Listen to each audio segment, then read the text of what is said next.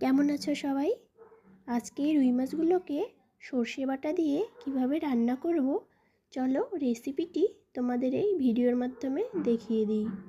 প্রথমেই এই রুই মাছগুলোকে লাল লাল করে ভেজে নিয়েছি। এখানে সর্ষে আর কাঁচা লঙ্কা বেটে নিয়েছি।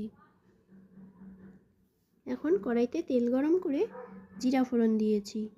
তোমরা চাইলে কালো জিরা ব্যবহার করতে পারো। মায়ের কালো জিরা খাওয়া বারণ আছে, তাই আমি জিরেটাই বেশি ব্যবহার করে থাকি।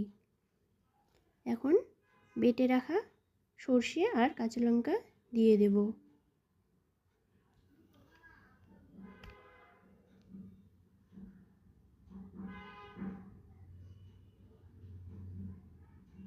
এবার স্বাদ মতো লবণ আর হলুদও দিয়ে দেব।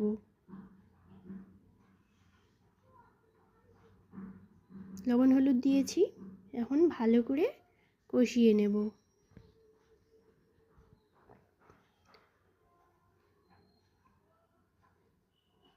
এই যে ভালো করে কষিয়ে নিয়েছি, এখন জল দিয়ে দেব।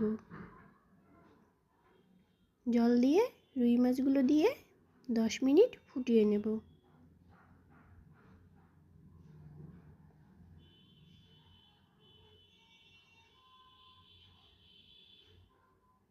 এই যে আমাদের মাছের রেসিপি হয়ে এসেছে। এখন স্বাদ মতো চিনি দিয়ে নামিয়ে নেব। এই যে আমাদের সর্ষে দিয়ে রুই মাছের রেসিপি একদম রেডি হয়ে গিয়েছে।